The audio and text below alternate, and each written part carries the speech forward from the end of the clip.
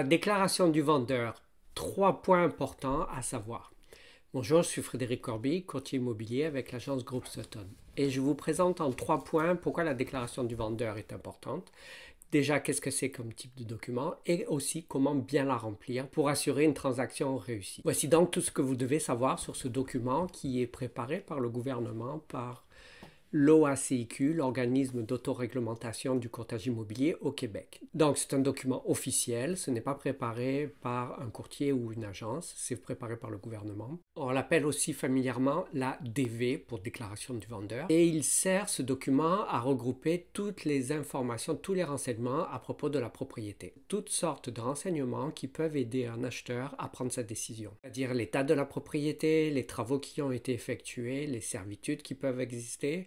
Alors en deuxième point, pourquoi est-ce que ce document est aussi important? La transparence et la responsabilité. Il faut savoir que ce document oblige le vendeur à divulguer toutes les informations qui ont été portées à sa connaissance à propos du bâtiment. Ça établit aussi sa responsabilité légale en cas de fausse déclaration. Ça permet une réduction des risques juridiques, c'est-à-dire que ce qui a été déclaré dans ce document ne peut pas être retenu contre le vendeur pour d'éventuels litiges.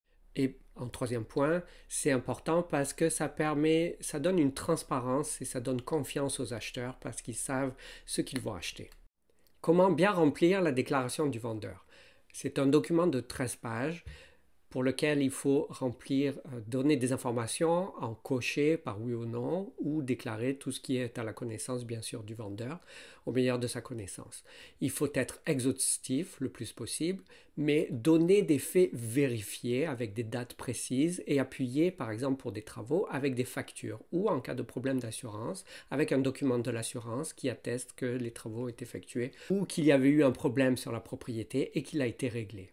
Cette transparence met en confiance les acheteurs et en cas de doute ou pour toute question, il est utile de consulter un professionnel de l'immobilier comme moi, courtier immobilier, afin de vous renseigner et de vous expliquer les clauses pour lesquelles vous auriez besoin d'explications. En conclusion, je dirais que la déclaration du vendeur est essentielle dans la transaction.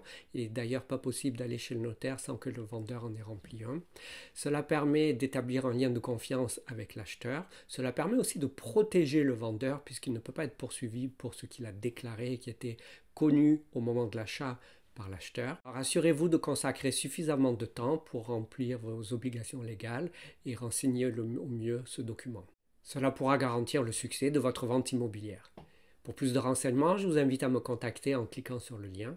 C'était Frédéric Corby, courtier immobilier avec l'agence Groupe Sutton.